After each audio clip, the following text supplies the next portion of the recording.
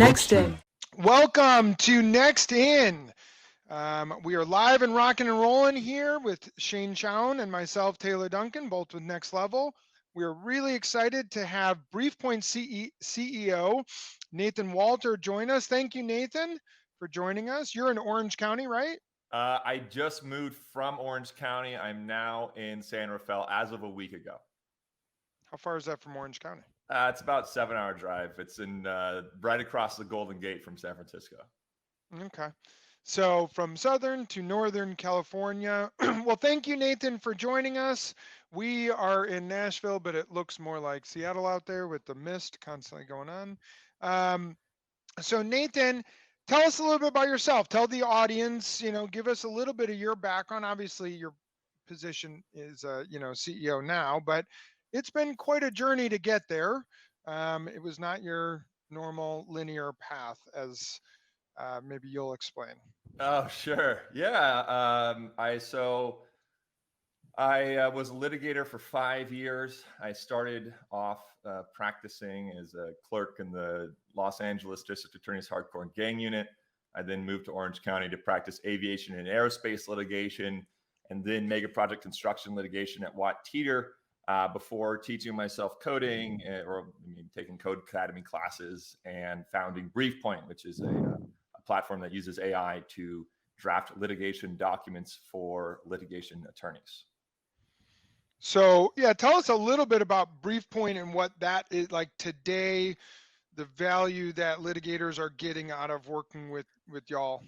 Yeah, so I started it because as a litigator, you have to sometimes talk to your client about how much it's going to cost them to prove they didn't do anything wrong if they're a defendant by hiring attorneys, like with attorney's fees. And sometimes that total cost or that anticipated cost is way more than what they're being sued for. And I thought that was really unfair. And so I thought, maybe if I created a platform that just automated a lot of the routine tasks and boring stuff that you have to charge your client for every day, then we would be able to defend clients and prove the fact that they're not liable for something without financially ruining them. And that's so curious. Number one customer then, in your opinion, is like the rude dude that has an ego that says, I'm being sued, I'm ready to battle. And then the lawyer's like, are you sure? We can battle for sure. But if you do, battling will cost you more than actually just settling. No one likes getting sued, especially if it's in business. But that feeling, that passion, that anger, that ego, that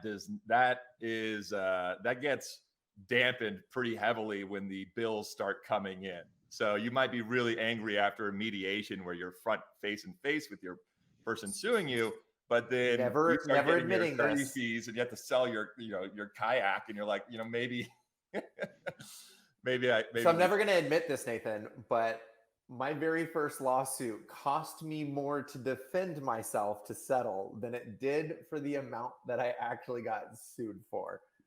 That's what we're trying to resolve. So exactly. And that's frustrating because you said, I could have just paid this guy, but you don't want to pay the other party because you didn't do anything wrong. It was a 4-year payment plan. Like, okay, then it's fine.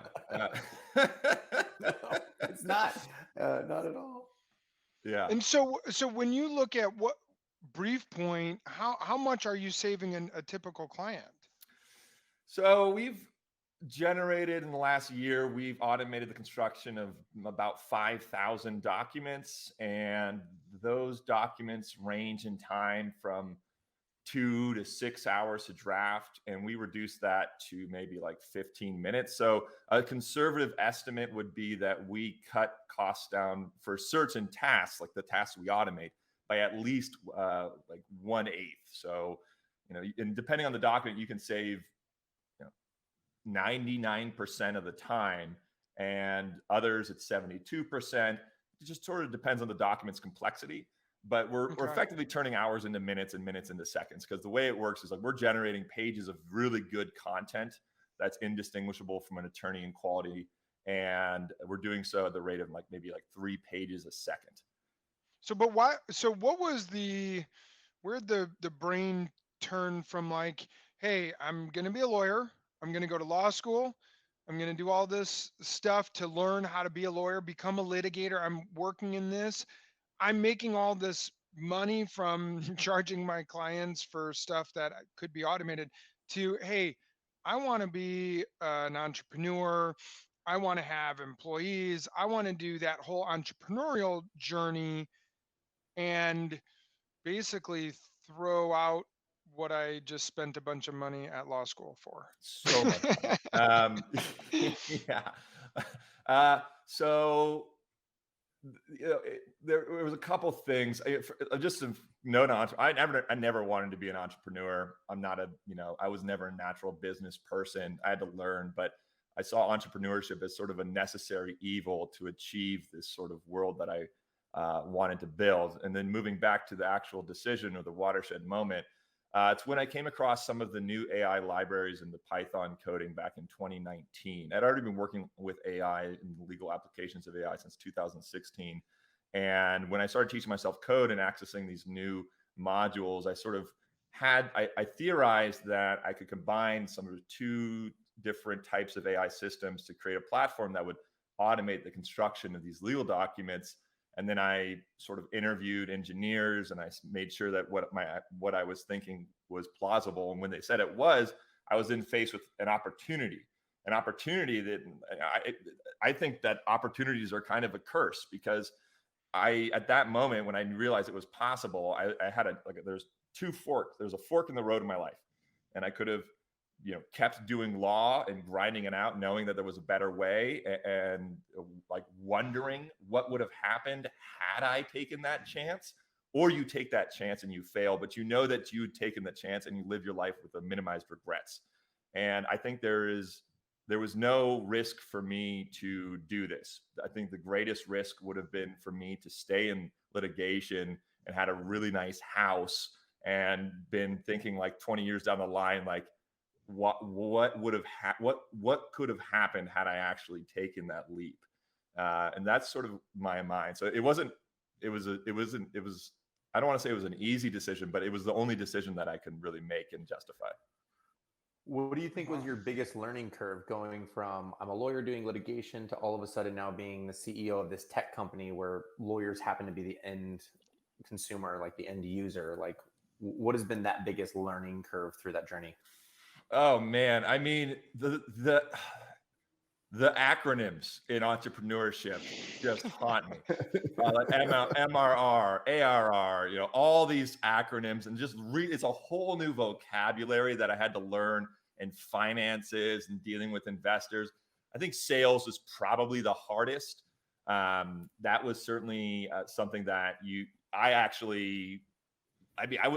wasn't terrible at sales, but basically I had to train myself to do sales, but I couldn't do it on my own. And I didn't realize how bad I was at sales until I had a year and 7 months of full-time sales experience. So basically what do I mean by that? I've been doing BriefPoint full-time. I'd already left my firm. We had a core team of people and engineers working on it, including our backend engineer. And we had a roadmap, and I was talking to angel investors at the time about some investment that would allow me to pay for rent. This is when I was living in Newport. And the investment hinged on a roadmap, like a production timeline.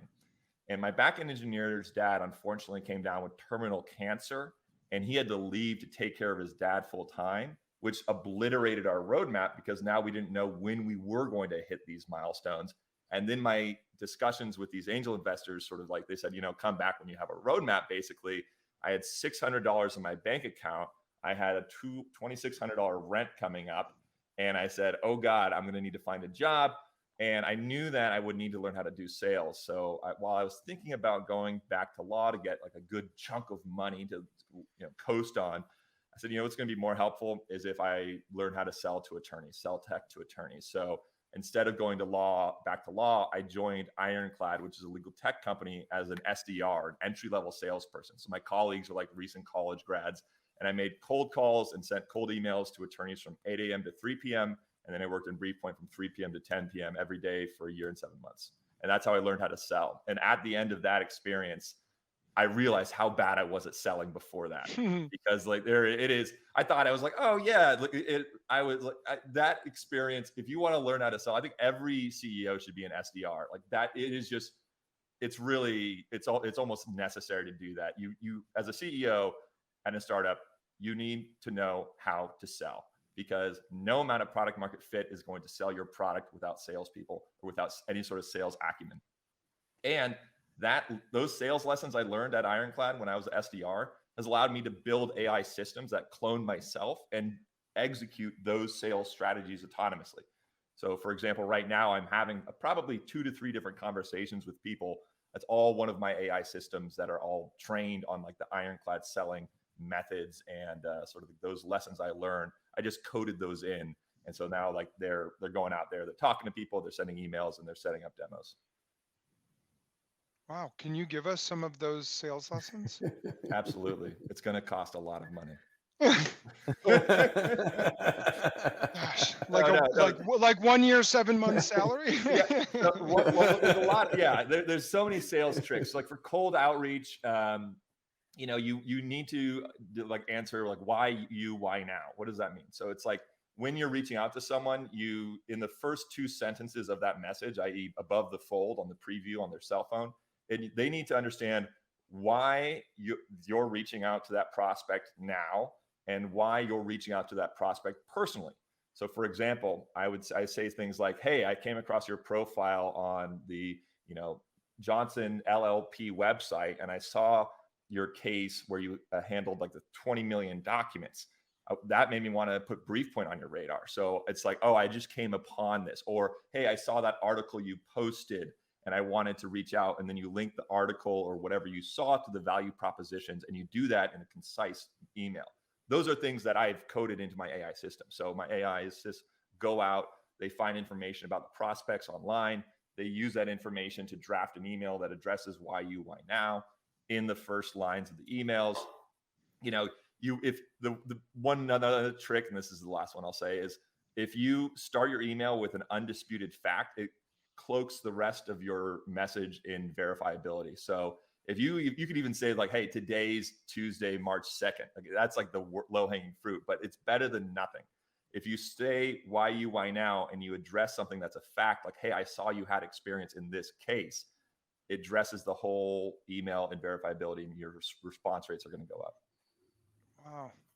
I love it. I think that's awesome. So this attorney turned coder turned CEO is looking back going, man, that year and 7 months of sales in a lot of ways is the difference in my company's success.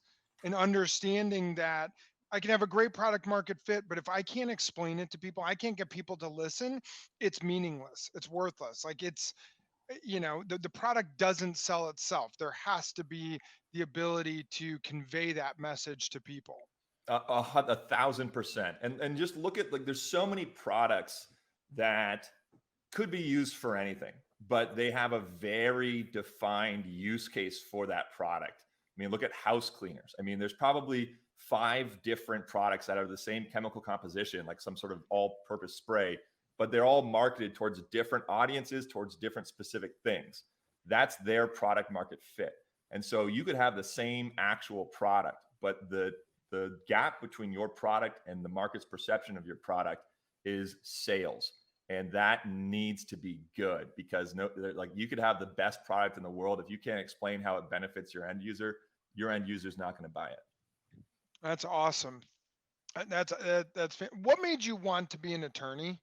Kind of curious, like when you were, so you have a little bit more to your history. When I said you didn't have a linear path, I wasn't necessarily saying start from law school, because I understand there's a little bit more to Nathan's background than you've let on, correct? I mean, it's all been downhill from here, right? Okay. Yes. Yeah. So I was before that, and what you're alluding to, I raced in the professional league of downhill skateboarding, which is a sort of an extreme sport where you get a modified longboard for downhill speeds. and you wear a full leather suit and an aerodynamic helmet, and you race down mountain hills and streets at the rates of about 60 to 65 miles an hour at the peak. And I went to the World Cup in 2008, and there wasn't really no money there, but that was really what I did. That was what I identified with, was like sort of a downhill skateboarder. There was no money there, and I went to college, and then I studied philosophy. And at the end of my I went to UC. There's Santa really Barbara. no money there either. So Yeah, I'm not good at making decisions. I don't know if that's clear. But I mean, I've always just done what I wanted to do, and I sort of landed luckily on my feet. So I love philosophy, and I was going to start a sort of help found this business to compete with. It was going to be called Regatta Royale, and we were going to compete with Yacht Week, which is sort of like a program where you pay some amount of money and you're a college kid and you go yachting around Croatia and partying or something. And that was something I was looking at. That kind of fell through. And so as with a philosophy major, there's not a lot of career fairs for philosophy majors. And in fact, there's actually no jobs. So it was like, I'm not ready to make this decision. So I went to law school, which a lot of people do, just to kick the career decision down the road. I said, you know what? I'll figure it out in 3 years. It turns out I loved the law. I really do love the law. I got lucky that I actually am very passionate about law, because it matches philosophy with practical application of philosophy, which is practical application of philosophy is something that you don't get in philosophy classes. And it was like, okay, we have these philosophical, moral ideas. How do we actually apply this so that society can behave in a certain way that's not detrimental to the whole? And I ended up falling in love with it. And then I wanted to be a public defender initially. I was doing stand-up comedy at the time too. And I sort of was like, all right, do I want to do stand-up comedy or do I want to do law? And I really liked the law, and I loved stand-up, and I was starting to get gigs sort of outside of California and the Midwest and everything. And I was thinking about it, and I looked at all my friends that were stand-up comedians, and it is a rough career. You have to go into debt for a decade for a 1% chance of making an income that sustains you. So I was like, I'm passionate about that, but the quality of life is such that I think I'll go into, be a public defender. So when you want to be a public defender, they often advise that you clerk for the prosecution to understand the sort of prosecutorial mechanics. So when you're defending your clients, you can anticipate their moves and you're surprised less frequently. I got into a pretty extreme prosecution unit called the DA's Hardcore Gang Unit. We prosecuted gang-related homicides, and I quickly realized that criminal law was way too intense for me. It was. I mean, I have so much respect for them. I thought I was going to be strong and I could tough it out because I watched CSI, and I was like, oh yeah, I can handle any crime. It's in reality is so much worse. So I said, all right, not for me. And at that point I said, okay, I'm not going to be a public defender. I'm not going to do any criminal law. I'd rather deal with the life and death of the company than anything else. So I went to aviation and aerospace litigation. So like I said, linear path. Very linear. Downhill there's a million racer. People. Yeah. Yep. And you have a knack for choosing things that likely doesn't make a lot of money. I do. Yeah. That's pretty good. I haven't taken a salary with BriefPoint. I'm still running on blood, sweat, and credit card debt over here. Yep. So you're finishing off this journey from downhill skateboarder, stand-up comedian, philosophy degree to entrepreneur. And so what do you love about being an entrepreneur though? What is the, the passion that's making BriefPoint successful? What do you love about being in that seat of constantly innovating new products and so on? Yeah. I mean, frankly, I'll never do anything else. There's nothing more rewarding than grinding it out for your own purposes. Everything I do, I get to determine whether or not it's worthwhile, I get to determine if it has the most impact on my company, and I directly benefit from my labors. And I have a team that also benefits from me making the right decisions. And a lot of those decisions involve how I spend my time. There's really nothing. There's nothing better. There's no work that's more rewarding than your work for something that's your own project. When you're working at a company, you're handed tasks and you have no say in what those tasks are or whether or not they're benefiting the company until you grind your way to the top. But even then, you're not, you're not the CEO necessarily. And I couldn't do that. It's so rewarding, and it's obviously incredibly stressful because ultimately everything comes down to you, but that stress is a water in the bucket of positives, because it is a really it's been the best experience of my life, and I can't go back. Yeah. How do you see AI, and that's kind of the buzz acronym of the last year. Everyone is talking about AI. It's been around for obviously a little while, but Long time. Chat GPT comes out and now it's AI is going to change the world, and all of a sudden we're going to reach singularity, and the robots are going to take over and everything else. That's probably um, a stretch for where we're at right now. But how do you see AI really changing the legal space, which is what you're doing? But how do you see, if we were to talk 3 years from now, what do you think is going to be the difference in conversation we have in relation to AI and legal? Yeah, and I mean, I worry about AGI a lot. I think the we made a leap from GPT 3.5 to GPT 4 that no one expected. It's obviously, I don't think, maybe not obvious, but I don't think it's intelligent right now. It may require another massive innovation to get closer to AGI, which is artificial general intelligence, which is Yeah. poses a very big threat to Oh yeah. to existence. But I hope that we've plateaued. I hope that we're at the plateau of innovation, because we are certainly not ready to deal with AGI. In fact, we probably don't have a great chance of even detecting it if it did exist. Regardless, legal. So that's what we call episode number 1 of season 6 of Black Mirror.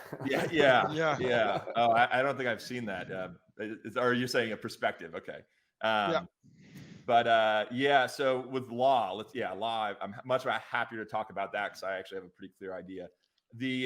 So for law, what you're going to see is what I hope is a fundamental change in how law firms bill people. And what do I mean by that? Right now, they bill per hour.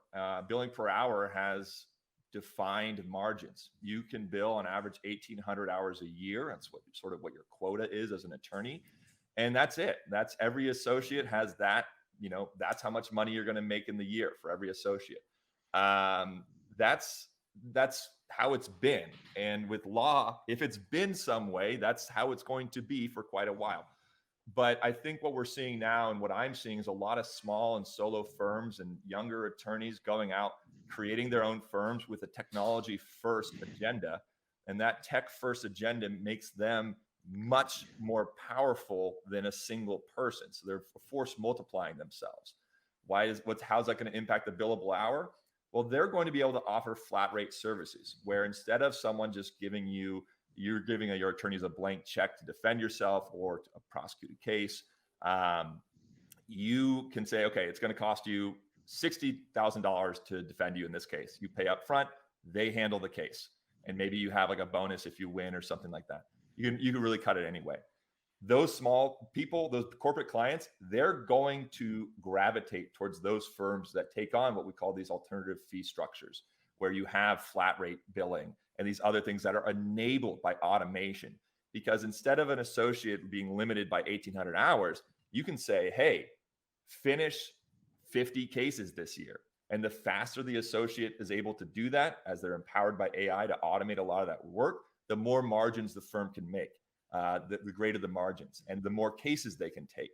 So you're going to see an uptick in litigation, because cases that were normally left aside because they were too risky will be taken because they can be defended and represented cheaper. You're going to see firms and bigger, more innovative firms switch to more flat rate fee billing, and that's a good thing, because you, instead of fighting halfway through your case and then realizing it's going to cost more to defend yourself than it is to pay the other side, you can make that calculation at the very beginning of the case, because you can see exactly how much it's going to cost. And of course, there's going to be variables, but that is going to be a much better world, because we have a huge issue with access to justice. And I think AI is going to enable more people who couldn't afford attorneys.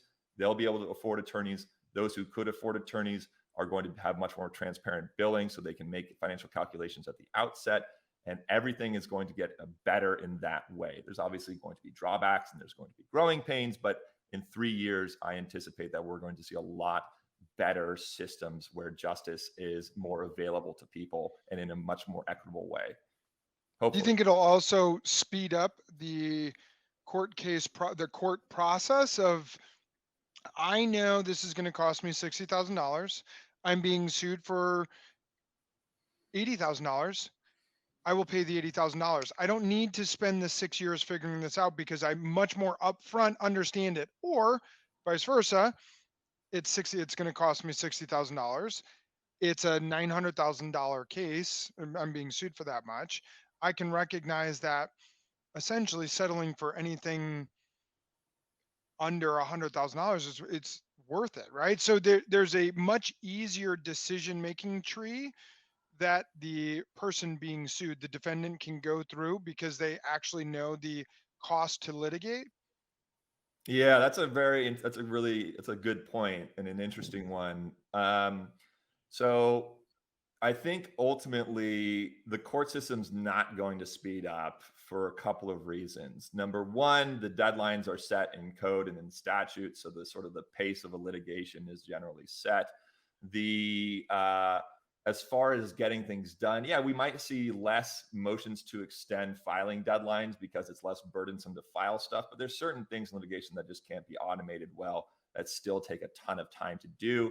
As far as the flat rate billing fee, so 2 points on that. Number one, that's going to increase the amount of litigation. So there's going to be more litigations. Number two, when someone in the situation you identified, when you have one person saying, hey, it's going to cost us $50K to represent you, and this is a $20K case, hopefully the market will allow them to find another attorney that says, I'll do it for $15K. And so they'll still take the case. They'll just find a more efficient attorney, because the market will provide that. So I think ultimately, if anything, it might slow the system down for a while, because there's going to be a huge surge in cases or litigation, yeah, increasing amount. And then so court calendars are going to be booked for longer. And so those will sort of like make the case go longer. But I'm okay with a slower justice system to the extent that it is a more accessible justice system.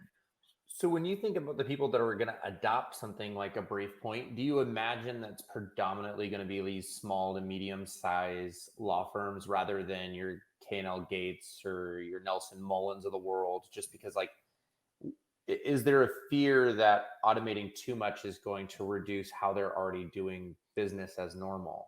Right? Yeah. In my head, I'm like, I can imagine it's kind of like the farmer that doesn't want precision agriculture touching their fields.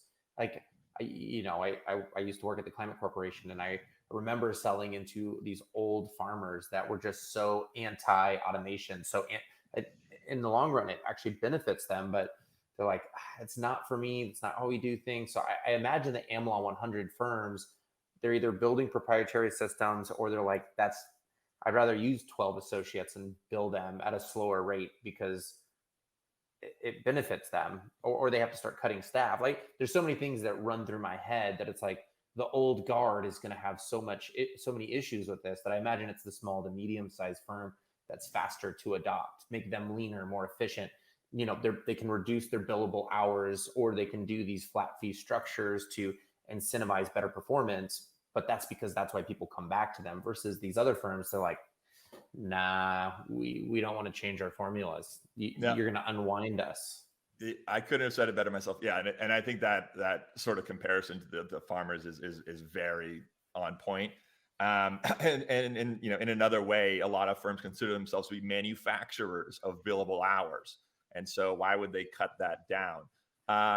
Yes and no. So there are certain firms that have taken the stance that they are manufacturers of billable hours, and so that's how they're going to be. And they've taken that stance very recently. But there's a lot of big firms that are a lot more innovative, that are actively seeking this stuff because, as you said, you could always hire 12 associates and do the billable hours. But associates are really hard to find these days. And there's a big war for talent. And they're getting overworked. And the associates they have are getting burnt out.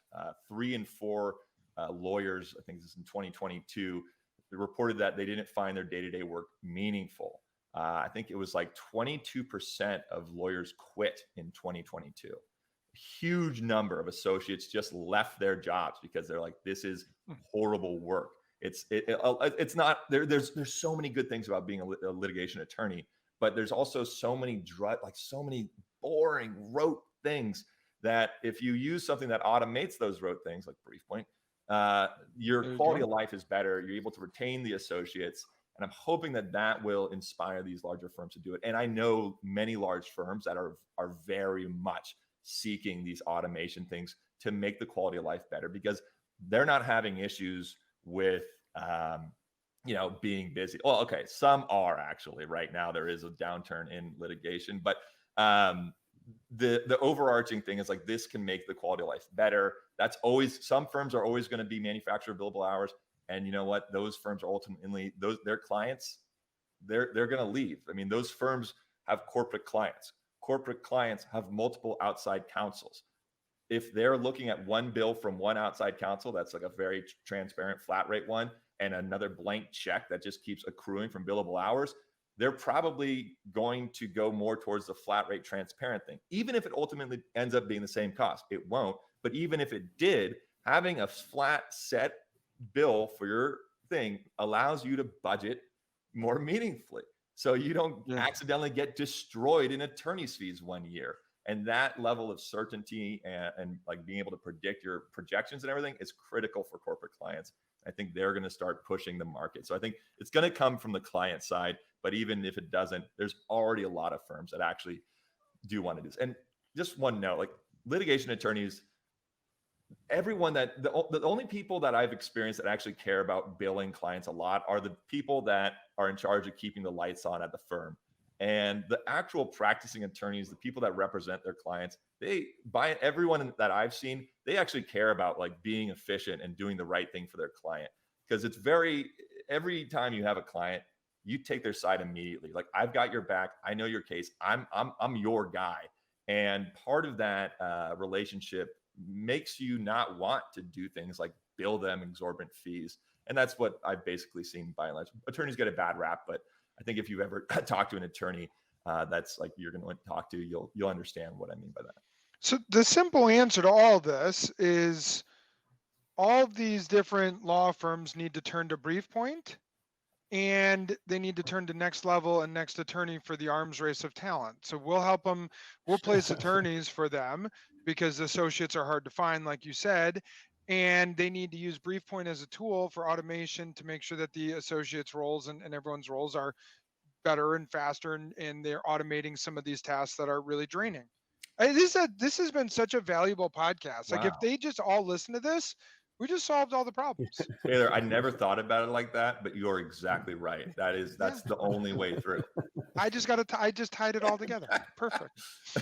So, all right. So let's have a little bit of fun. So you were a stand-up comic. Oof. Wow. Speech impediment. Oof. All right. So what was your favorite show that you've played? So the show that I crushed the most at was probably I think it was like the Brea Improv, or no, it was the Brea Comedy Store, I think. I was a really fun one. But the last one I did was also fun. I did Orange County of California Parent Teacher Association event. And that was really fun because I got pretty dark in my material and the parents loved it. So what's the worst one you've done? The worst one I've done, like open mics in LA where you'd go and there would be 3 people in the audience and all empty chairs, and all the comedians would be outside smoking cigarettes, like all 50 of them just smoking cigarettes outside. And you'd be talking to an empty room. That was That sucked. It was like the guy going on next, the host, and maybe an agent or two looking for like the next talent. But like it was just an empty room. I'm like, I could have just done this in my bedroom. Why the hell am I here? All Do a right. Facebook Live and have a bigger group. Yeah, exactly. Who's your favorite comic?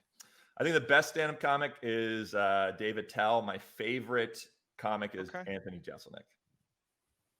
Who's currently? Have you watched any recent good ones? Oh yeah, Anthony Jeselnik's. Oh, okay. Oh well, like watching if you see Anthony Jeselnik in your town, just buy a ticket. He is Okay. incredible. He is a scientist.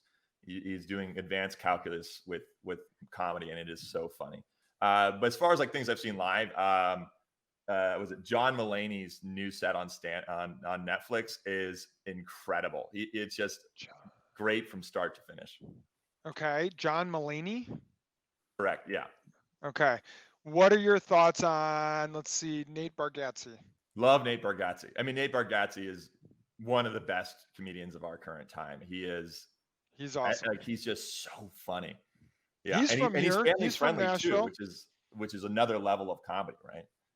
Yeah, and Sebastian Maniscalco would be another one that I've seen recently. I thought was pretty good. Yeah. Anthony Jeselnik is in the Ryman Auditorium in Nashville on September 14th at 7 p.m. So sounds like Shane and I. Yeah, sounds like we're buying tickets. Recommend him enough. All right. So, last question that you will get judged on. What is your favorite movie? My favorite movie, probably The Departed or Birdman. Wasn't expecting Birdman. The Departed's a good one. Yeah, I've watched that movie so many times. Every time I watch it, the performances are just insanely good. All right, The Departed. That's a good one. Yeah. And do you have any really awesome stories you're allowed to tell from being part of the hardcore gang division? Or no? I've been thinking about that this entire time. It is. Yeah, I know, right? The case I was handling most frequently was the prosecution of Clement Johnson, aka Big Evil, who was a mercenary for the Bloods, and he probably killed 28 people, but we only got him for 13. And that was I can't discuss the details of any of these things because trust me, it's not something that's meant for conversations. Yeah, I don't know if that's like a really defining day in your life when someone decides to call you Big Evil. Is that like that's like the pinnacle? Like, yeah, I mean, we always would call him that in court. I mean, I wasn't actually like in court presenting, but the attorneys that were taking the DAs, ADAs that were taking the case would always call him that, and like the defense would call him Mr. Clemenson, and then we would be saying like Big Evil did this, Big Evil did that. You know, you really want to hammer that home. Big Evil. I love Yeah. it. All right. Well, Nathan, how can people, so hopefully a lot of people are listening and they do hear it and they're like, whoa, I need BriefPoint. I need a tool like this to really automate and utilize AI and the tools that exist today to make my legal process better. How can people reach out to you, find you, connect with you? Or maybe someone's like, hey, I just want to talk to Nathan to get to know more about his company, and I'd love to work over at BriefPoint or whatever. How can people get in touch with you? Oh, sure. So yeah, if you want to check out BriefPoint, go to briefpoint.com or briefpoint.ai. If you want to contact me, LinkedIn is the best way to do it. You just search Nathan Walter, BriefPoint CEO and legal engineer. Okay. And if they want to see you, quick question. Are you going to be at ClioCon in September? Is it September? Yes. So that's also the American Legal Technology Awards in the Gaylord Opera Center, which is amazing. I love that event. It's like Disneyland. Awesome. It is amazing. So it depends on if we can launch into a couple more jurisdictions, then we will be there, and we will all be getting drinks. All right, and I'll be there. I'll be at ClioCon. So. Oh, nice. Yeah, it's a beautiful thing. Yeah. Yep. I was there last year. It was incredible. It was too much fun. So, all right. So hopefully you guys can check out Nathan also at ClioCon and meet up there. But everyone connect with Nathan on LinkedIn. Follow BriefPoint on LinkedIn. Go to briefpoint.ai or briefpoint.com and follow them. I'm excited to see where BriefPoint goes. This is I do see a lot of AI and technology in general being a major part of disrupting what we're doing in the legal space. And as you said, really increasing our ability to budget legal costs and things like that. So thank you for continuing to innovate in the legal space. That's awesome. So again, thank you for joining us, Nathan. To everyone else, like or subscribe to our YouTube channel, like this video, comment below. We will comment back and tell Nathan how awesome BriefPoint is, and how we've solved the world's problems in the legal industry. BriefPoint and Next Attorney come together. All right. Well, thank you everyone for joining us. Thank you, Nathan, so much for coming on board. Bye-bye. Hey, thank you so much. Next day.